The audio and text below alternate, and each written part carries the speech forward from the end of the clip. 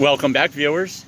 Just a friendly reminder when you put your mower away at the end of the year to drain all the fuel out. This mower was drained at the end of the year last year, and it looks like the gas that was put into it actually has some water in it. So we are draining the float bowl and hoping that gets them running for now.